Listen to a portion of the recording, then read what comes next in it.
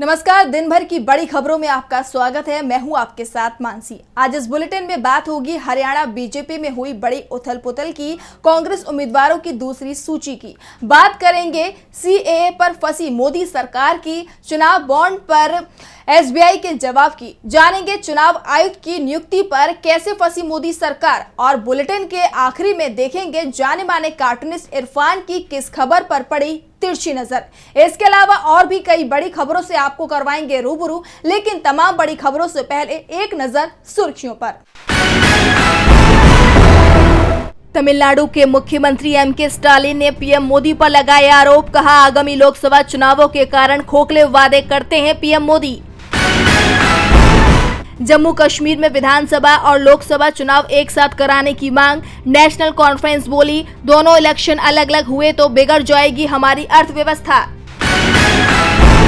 मध्य प्रदेश के ग्वालियर के MP MLA court ने दिग्विजय सिंह के खिलाफ दायर मानहानि के प्रकरण को किया खारिज, भाजपा और आरएसएस पर विवादित टिप्पणी को लगे थे आरोप। और तेजी के साथ बंद हुआ शेयर बाजार, 165 अंकों की तेजी के साथ 73,667 अंक पर बंद हुआ सेंसेक्स, 3 अंकों की तेजी के साथ 22,335 अंक पर बंद हुआ निफ्टी। ये तो थी सुर्खियां। अब बात आज की सबसे बड़ी खबर की। लोकसभा चुनावों के ऐलान से पहले हरियाणा में बीजेपी की मनोहर लाल खट्टर सरकार गिर गई। सीएम खट्टर ने इस्तीफा दे दिया। इसके बाद बीजेपी ने विधायक दल की बैठक बुलाई तो उसमें जमकर हंगामा हुआ। पार्टी के वरिष्ठ नेता अनिल विज नाराज हो गए। इसी बीच उनकी नाराजगी के बीच में ही विधायक दल में पर्ची खोल दी गई और सीएम पद का ऐलान हो गया। तो क्या रहा हरियाणा में आज, देखिए ये रिपोर्ट। हरियाणा में महासंग्राम छिड़ गया है। अचानक ही हरियाणा के मंत्रिमंडल में बड़ा उलटफेर सामने आया है। हरियाणा में सीट शेयरिंग के मुद्दे पर मतभेद के चलते बीजेपी और जेजेपी का गठबंधन टूट गया है और मुख्यमंत्री मनोहर लाल खट्टर को तत्काल प्रभाव से अपने पद से इस्तीफा देना पड़ा। मुख्यमंत्री के इस्तीफे के बाद हरियाणा की सियासत में बड़ा बदलाव सामने आया है। खट्टर के इस्तीफे के बाद विधायक दल की बैठक हुई, जिसमें भाजपा सांसद नायाब सिंह सैनी को विधायक दल का नेता चुना गया और सैनी ने सरकार बनाने का दावा भी पेश कर दिया है।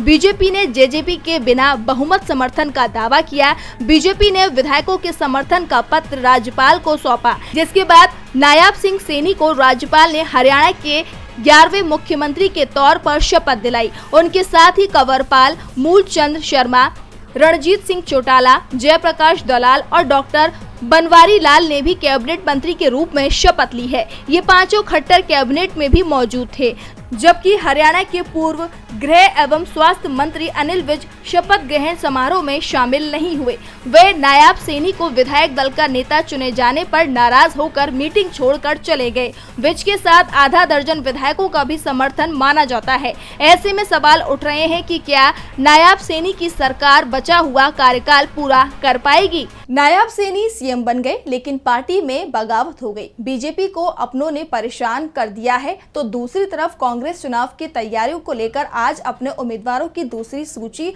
जारी कर दी है। दूसरी सूची में 43 उम्मीदवारों के नाम हैं, तो किसको कहां से मिला है टिकट, देखिए ये रिपोर्ट। कांग्रेस ने मंगलवार को लोकसभा उम्मीदवारों की दूसरी लिस्ट का ऐलान कर दिया है। इसमें 43 उम्मीदवारों के नाम हैं। मध्य प्रदेश के पूर्व सीएम कमलनाथ के बेटे नकुलनाथ को छिंदवाड़ा से, तो राजस्थान के पूर्व सीएम अशोक गहलोत के बेटे वैभव गहलोत को जालोर से टिकट दिया गया है। तो वहीं असम के जोरहाट से पार्टी ने गौरव गोगोई को उम्मीदवार घोषित किया है।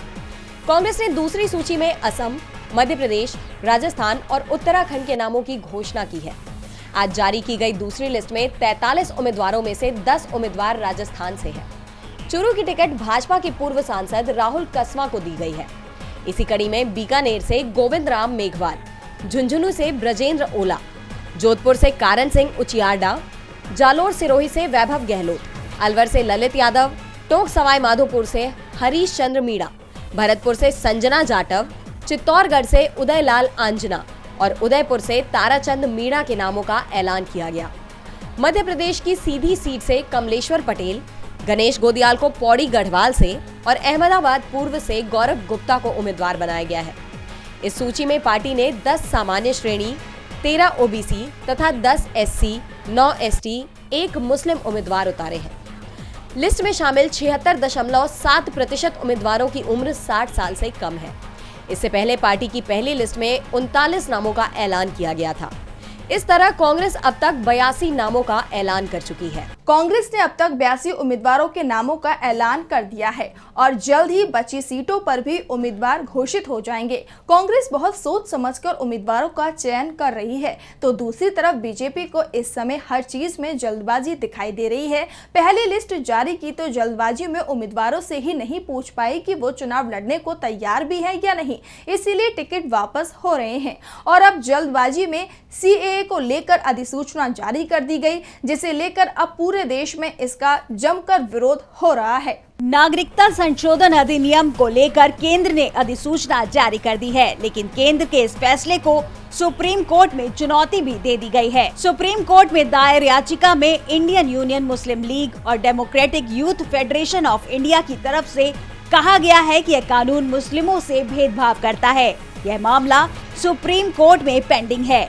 ऐसे में प्रधानमंत्री नरेंद्र मोदी के नेतृत्व वाली NDA सरकार को इसे लागू नहीं करना चाहिए था। IUML ने CAA को असंवैधानिक करार दिया और कोर्ट से इस पर स्टे देने की मांग की गई।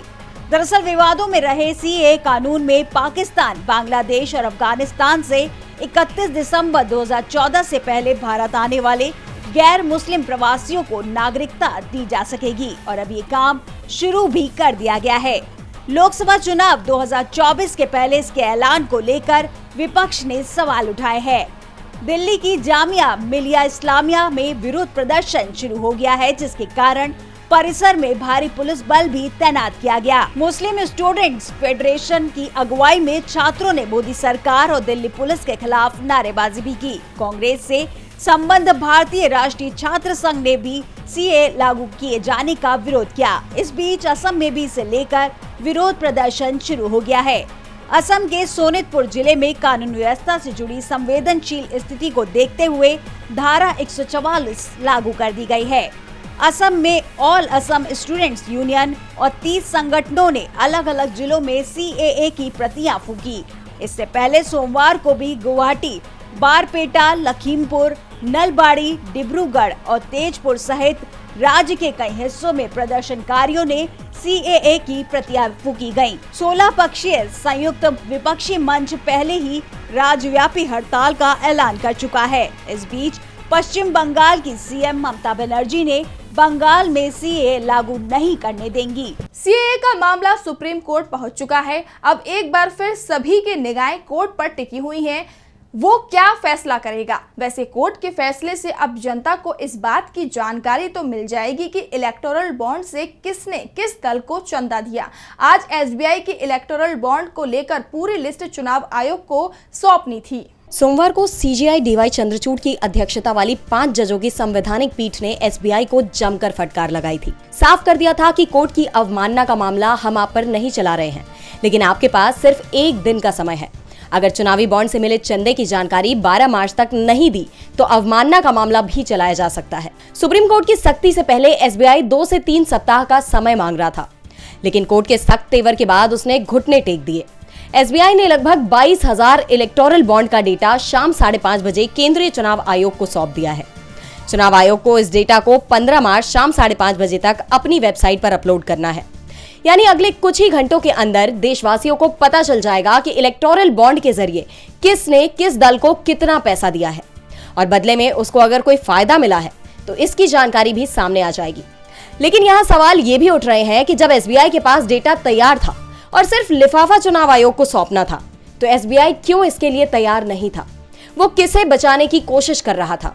वैसे आज या तो सुप्रीम कोर्ट के फैसले पर निगाह रही या फिर कोर्ट में कई महत्वपूर्ण मुद्दों को लेकर याचिका दायर की गई। 14 मार्च को चुनाव आयुक्तों की नियुक्ति वाले पैनल की बैठक होनी है। 2 चुनाव आयुक्तों का चुनाव होना है, लेकिन इस बैठक से पहले ही ये मामला भी सुप्रीम कोर्ट पहुंच गया है। तो क्या है खबर, देखिए ये रिपोर्ट। लोकसभा चुनाव के कुछ ही दिन पहले आए केंद्रीय चुनाव आयुक्त अरुण गोयल के इस्तीफे ने सियासी हड़कंप मचा दिया है। विपक्ष चुनाव की पारदर्शिता पर पहले से ही सवाल उठा रहा था।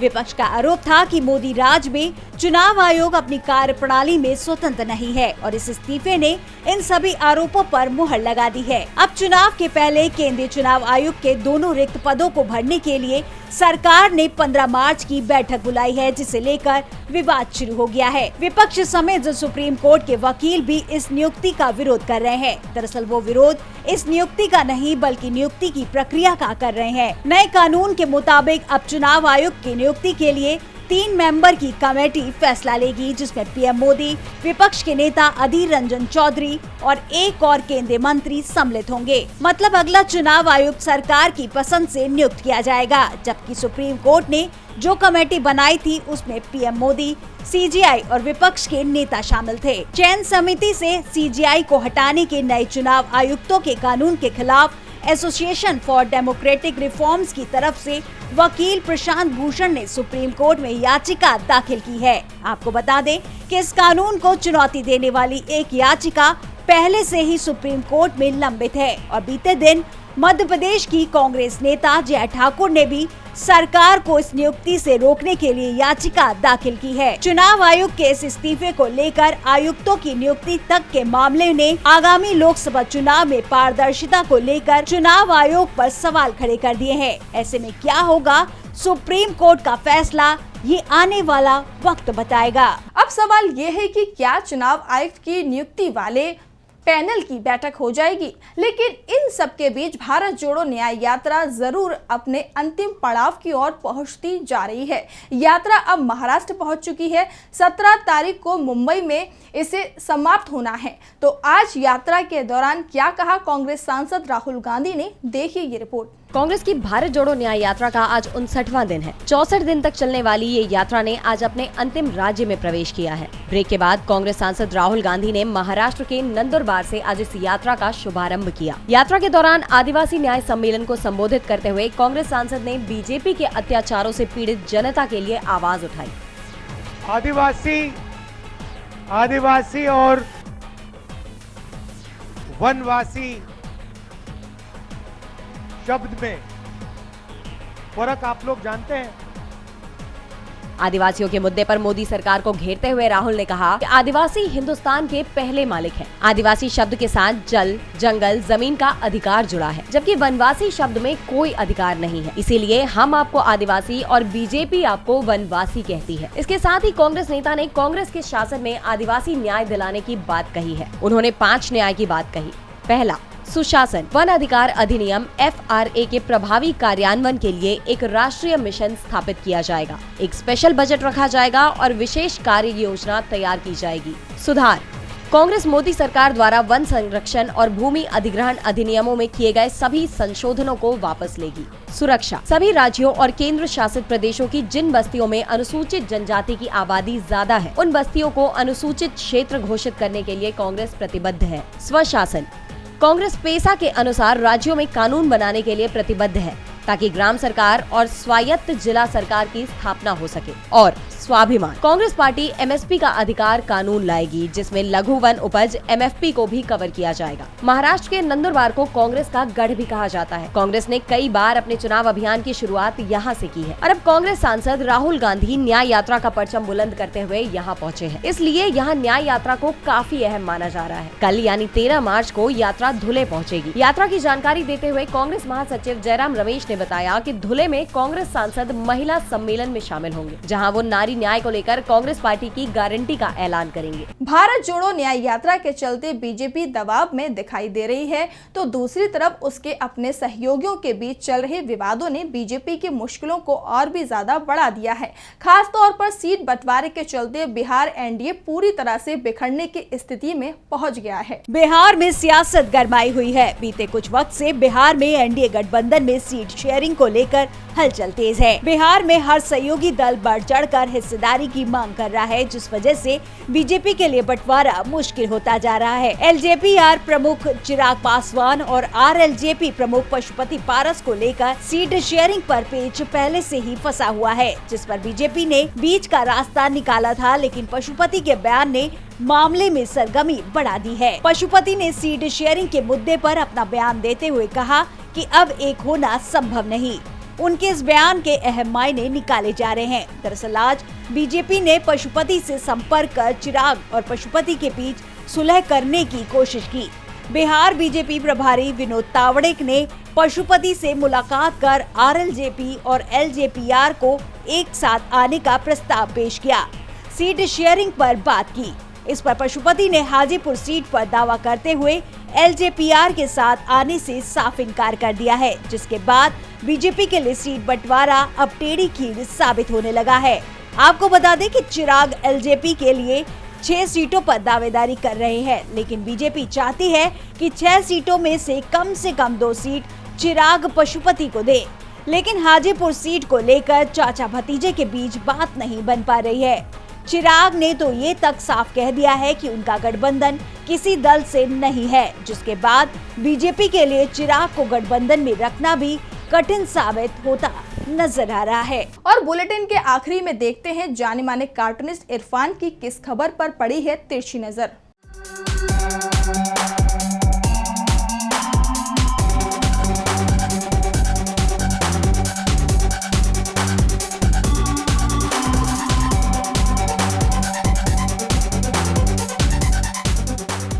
पीएम मोदी का एक प्रयोग अगर एक जगह पर सफल हो जाता है तो फिर उसे वो दूसरी जगहों पर भी लागू करते हैं, चाहे उत्तराखंड हो, गुजरात हो। इस तरह के कई सारे उदाहरण हैं जहां पर उनको लगा कि एक सीएम कामयाब नहीं हो रहा है तो वो सीएम को बदल देते हैं। खास तौर से ये सब चुनाव के एकदम पहले होता है। अभी उन्होंने हरियाणा के सीएम को भी बदल दिया है। लगता है पीएम मोदी को मोदी की गारंटी पर भी भरोसा नहीं है। अब देखना यह है कि उनका ये चेंज क्या उनके लिए गेम चेंजर होगा या विपक्ष के लिए एक वरदान साबित होगा।